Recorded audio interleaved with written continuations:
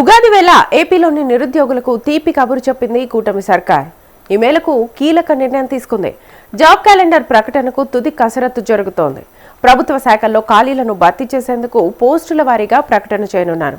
ఈ మేరకు ఆర్థిక శాఖకు ప్రతిపాదనలు అందాయి. ప్రభుత్వం ఈ మేరకు అధికారికంగా జాబ్ క్యాలెండర్ విడుదల చేయనుంది.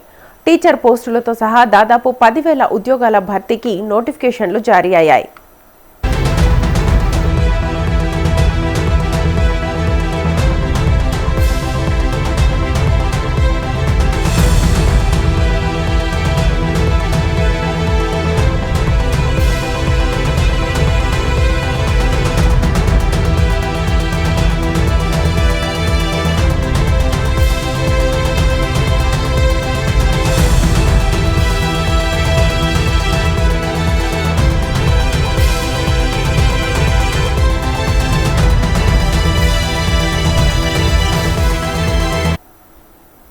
రైట్గా ఏపీ ప్రభుత్వం జాబ్ క్యాలెండర్ విడుదలపైన తుది కసరత్తు చేస్తోంది. ఉగాది నాడు ముందుగా ఇచ్చిన హామీ మేరకు ఈ ప్రకటనను చేసేందుకు రంగం సిద్ధం చేస్తోంది.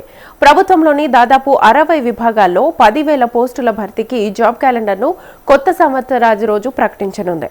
ఆర్థిక శాఖ ఆమోదం తర్వాత ఈ సంఖ్య ఇంకా పెరిగే అవకాశం ఉంది. ప్రధాన శాఖల అధికారులతో తాజాగా ఆర్థిక శాఖ కీలక సమావేశం నిర్వహించి వారి నుంచి ఖాళీల వివరాల్ని సేకరించింది. కొన్ని పోస్టులకు ఇప్పటికే ఆమోదం లభించగా మరికొన్ని ఆ శాఖ పరిశీలనలో ఉన్నాయి. 2-3 రోజుల్లోగా మొత్తం ఎన్ని పోస్టులు జాబ్ క్యాలెండర్లో ఉంటాయనే దానిపై స్పష్టత రానుంది.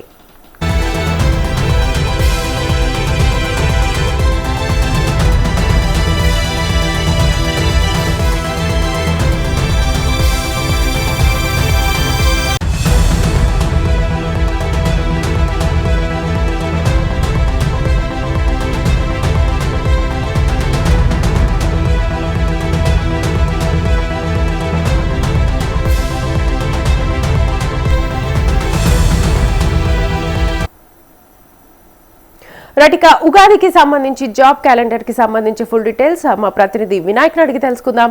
వినాయక్, రాష్ట్ర వ్యాప్తంగా నిరుద్యోగులకు ఒక పెద్ద శుభవార్తగా మనం చెప్పుకోవాల్సి ఉంటుంది. ఎన్నికల ముందు కూటమి సర్కార్ ఇచ్చిన హామీని ఈ రోజు నెరవేర్చబోతున్నారు. ఇందులో భాగంగానే ఉగాది రోజు నాడు నిరుద్యోగులకు తీపి కబురు చెప్తూ జాబ్ క్యాలెండర్ ను రిలీజ్ చేయడానికి రాష్ట్ర ప్రభుత్వం సన్నాహాలు చేస్తుంది. ఇందులో భాగంగానే దాదాపుగా ఒక 10,000 పోస్టులను రాబోయే మూడు సంవత్సరాల్లో భర్తీ చేయడానికి నిర్ణయం తీసుకోబోతున్నారు. ఇందులో భాగంగానే దాదాపుగా 60కి పైగా విభాగాల్లో ఈ ఖాళీలన్నింటినీ కూడా భర్తీ చేయడానికి సన్నాహాలు చేస్తున్నారు. గత ఏడాది ఉగాది రోజు నాడే ఈ జాబ్ క్యాలెండర్ వస్తున్న నిరుద్యోగులందరూ ఆశగా ఎదురు చూసినప్పటికీ కూడా దాదాపుగా 2 సంవత్సరాల సమయం దాదాపుగా అంటే కూటమి ప్రభుత్వం అధికారంలోకి వచ్చిన తర్వాత సంవత్సరానికి పైగా సమయం తీసుకోవడం జరిగింది. ఈ నేపథ్యంలో నిరుద్యోగులందరూ కూడా ఎంతో ఆశగా ఎదురు చూస్తున్నారు. 2024లో కూటమి సర్కార్ అధికారంలో రాక మునుపు నిరుద్యోగులందరికీ కూడా హామీ ఇవ్వడం జరిగింది. చాలా స్పష్టంగా అంటే ప్రతి ఏటా కూడా జాబ్ క్యాలెండర్ విడుదల చేయడం జరుగుతుంది. ఆ జాబ్ క్యాలెండర్ ప్రకారంగా ప్రతి సంవత్సరం కూడా ఈ జాబ్ లోని కూడా అంటే ప్రభుత్వ ఉద్యోగాలని కూడా భర్తీ చేయడం జరుగుతుందంటూ కూడా చంద్రబాబు నాయుడు తన పాదయాత్రలో హామీ ఇవ్వడం జరిగింది. అదేవిధంగా లోకేష్ కూడా తన పాదయాత్రలో హామీ ఇవ్వడం జరిగింది. ఈ నేపథ్యంలోనే ఇప్పుడు లోకేష్, అదేవిధంగా చంద్రబాబు నాయుడు, అదేవిధంగా ఇతర ముఖ్యమైన అధికారులు, శాఖలకు సంబంధిత మంత్రిత్వ శాఖలు సంబంధించిన మంత్రులు కూడా ఈ ఇందులో భాగస్వామ్యం చాలా కీలకంగా ఈ నిర్ణయం తీసుకోవడం జరిగింది. 2 రోజుల క్రితం ఆర్థిక శాఖకు సంబంధించిన అధికారులతో పాటు కొన్ని కీలకమైన శాఖల అధికారులందరూ కూడా ఈ భర్తీకి సంబంధించి జాబ్ క్యాలెండర్ ఏ విధంగా రిలీజ్ చేయాలి, ఎన్ని పోస్టులతో రిలీజ్ చేయాలి దాని మీద ప్రాథమికంగా ఒక అంచనా రావడం జరిగింది. ఇందులో భాగంగానే దాదాపుగా 60కి పైగా విభాగాల్లో దాదాపుగా 10,000 పోస్టులను భర్తీ చేయబోతున్నట్టుగా నిరుద్యోగులకి ప్రభుత్వం తీపి కబురు చెప్పబోతుంది. ఇందులో భాగంగా మనం చూస్తే కనుక దాదాపుగా గ్రూప్ 1 కి సంబంధించి 101 పోస్టు దాదాపుగా భర్తీ చేయబోతున్నట్టుగా తెలుస్తుంది. ఇది చాలా కీలకం. గ్రూప్ 1 లోకి వచ్చేటప్పటికి సబ్ కలెక్టర్ పోస్ట్ తో పాటు డిప్యూటీ కలెక్టర్ పోస్ట్ తో పాటు డిఎస్పీ, అదేవిధంగా జైలు శాఖకు సంబంధించిన కీలకమైన ప్రధానమైన పోస్టులన్నీ కూడా ఉండబోతున్నాయి. ఇందులో భాగంగానే 100 పోస్టులను భర్తీ చేయబోతున్నట్టు తెలుస్తుంది. దీంతో పాటు గ్రూప్ 2 కు సంబంధించి దాదాపుగా 500 పోస్టులు ఉంటాయని చెప్తున్నారు. ఈ పోస్టులను పెంచాలని నిరుద్యోగుల నుంచి వినతి వస్తున్న నేపథ్యంలో కొంతమంది ఎమ్మెల్సీలు కూడా ప్రభుత్వానికి విజ్ఞప్తి చేయడం జరిగింది. దాదాపుగా ఒక 1000 పోస్టులైనా కనీసం భర్తీ చేయాలని కోరడం జరిగింది. ఈ నేపథ్యంలో 500 నుంచి 1000 పోస్టుల మధ్య గ్రూప్ 2 కూడా భర్తీ చేయబోతున్నట్టుగా తెలుస్తుంది. ఇక మనం చూస్తే కనుక చాలా కీలకమైన పాఠశాల విద్యాశాఖకు సంబంధించి ఈ కూటమి ప్రభుత్వం అధికారంలోకి వచ్చిన తర్వాత మొదటిసారిగా గత ఏడాది డిఎస్సీ నిర్వహించడం జరిగింది. ఇందులో భాగంగానే దాదాపుగా 16,000కి పైగా పోస్టులతోటి తొలి డిఎస్సీని చాలా విజయవంతంగా నిర్వహించి 16,000కి పైగా పోస్టులు భర్తీ చేయడం జరిగింది. నేపథ్యంలో ఇప్పుడు కూడా దాదాపుగా ఒక 3,000 పోస్టులతోటి డిఎస్సీ నిర్వహించబోతున్నట్టుగా ఈ సంవత్సరం అది కూడా ఉండబోతున్నట్టుగా తెలుస్తుంది. ఈ నేపథ్యంలోనే రాబోయే జూన్ జూలై లోపున ఈ డిఎస్సి పోస్టులన్నింటినీ కూడా భర్తీ చేయడానికి దాదాపుగా 3,000 పోస్టులు టీచర్ పోస్టులు భర్తీ చేయబోతున్నట్టుగా కూడా తెలుస్తుంది. ఇక మరోవైపు మనం చూస్తే కనుక చాలా కీలకమైన పోలీస్ శాఖకు సంబంధించి ఎప్పటి నుంచో కూడా గత ఏడాది కానిస్టేబుల్కి సంబంధించి అంటే 2019 నుంచి 24 మధ్యలో కానిస్టేబుల్ భర్తీకి సంబంధించి ప్రయత్నాలు జరిగినప్పుడు కూడా అప్పట్లో గత ప్రభుత్వం అంటే వైఎస్ఆర్సీపీ ప్రభుత్వం ఆ కానిస్టేబుల్ భర్తీని పూర్తిగా చేపట్టలేకపోతే ఈ నేపథ్యంలో కూటమి ప్రభుత్వం అధికారంలోకి వచ్చిన తర్వాత కానిస్టేబుల్ భర్తీకి సంబంధించి ఏదైతే కోర్టు వ్యవహారాలు ఉన్నాయో దానికి సంబంధించి అన్నింటినీ కూడా పూర్తి స్థాయిలో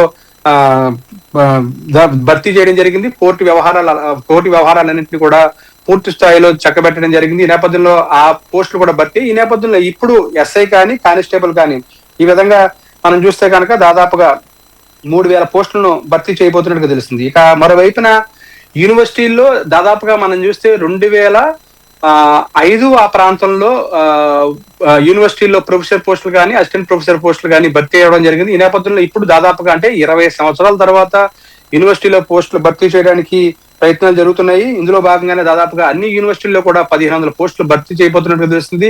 గతం నుంచి కూడా అనేక విజ్ఞప్తులు అందుతున్నాయి. యూనివర్సిటీల్లో అసిస్టెంట్ ప్రొఫెసర్లు కావచ్చు, అసోసియేట్ ప్రొఫెసర్లు కావచ్చు వీరందరూ కూడా పదవీ విరమణ చెందుతున్న తర్వాత ఆ పోస్టులు భర్తీ కాకుండా అలాగే ఉండిపోతున్నాయి. న్యాయపరమైన ఇబ్బందులు రావడంతో దాదాపుగా 2017 సంబంధించి అప్పట్లో కూటమి ప్రభుత్వం అధికారంలో ఉన్న సందర్భంలో 14 నుంచి 19 మధ్యలో దానికి సంబంధించిన ఒక నోటిఫికేషన్ ఇవ్వడం జరిగింది.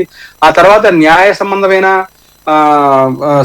న్యాయపరమైన ఇబ్బందులు రావడంతో ఆ భర్తీ నిలిచిపోవడం జరిగింది. ఆ తర్వాత 2019లో వైఎస్ఆర్సీపీ ప్రభుత్వం అధికారంలోకి వచ్చినప్పటికి కూడా ఇదే విధంగా దాదాపుగా ఒక 3,000 పోస్టులు భర్తీ చేయాలని సంకల్పించి నోటిఫికేషన్ ఇచ్చినప్పటికి కూడా ఆ నోటిఫికేషన్ సైతం నిలిచిపోవడం జరిగింది. ఈ నేపథ్యంలో ప్రస్తుతం తిరిగి 1,500 పోస్టులతోటి అంటే ఇందులో మనం చూస్తే కనుక అసిస్టెంట్ ప్రొఫెసర్స్ అదేవిధంగా అసోసియేట్ ప్రొఫెసర్స్ కి సంబంధించిన భర్తీలు యూనివర్సిటీలో భర్తీ చేయడానికి కీలకమైన నోటిఫికేషన్ ఇవ్వబోతున్నట్టు తెలుస్తుంది. దీంతో పాటు వివిధ శాఖల్లో ఖాళీగా ఉన్న ఇంజనీరింగ్ పోస్టులకు సంబంధించి అంటే ఏఈ పోస్టులు దాదాపుగా ఒక 500 ఉండబోతున్నాయి. అదేవిధంగా సంక్షేమ వసతి గృహాలకు సంబంధించిన వార్డులు 200 ఉండబోతున్నాయి. పవన్ కళ్యాణ్ ప్రాతినిధ్యం వహిస్తున్న అటవీ శాఖకు సంబంధించి ఒక 100 పోస్టులు కీలకమైన పోస్టులను భర్తీ చేయబోతున్నట్టుగా తెలుస్తుంది. దీంతో పాటు స్టాటిక్స్ అధికారులకు సంబంధించిన 200 పోస్టులు భర్తీ చేసినట్టుగా ప్రాథమికమైన సమాచారం అందుతుంది. ఇందులో భాగంగానే ఉగాది రోజు నాడు ఈ జాబ్ క్యాలెండర్ ను ముఖ్యమంత్రి రిలీజ్ చేయబోతున్నట్టుగా తెలుస్తుంది. ఇందులో భాగంగా 10,000 పోస్టుల వరకు కూడా రాబోయే 3 ఏళ్లలో ప్రతి ఏటా కూడా ఏ పోస్టులు ఎన్ని పోస్టులు భర్తీ చేయాలనేది ఒక క్యాలెండర్ ద్వారా ఈ జాబ్ క్యాలెండర్ రిలీజ్ చేయబోతున్నట్టుగా మనకు తెలుస్తుంది. Right Vinayak, thank you.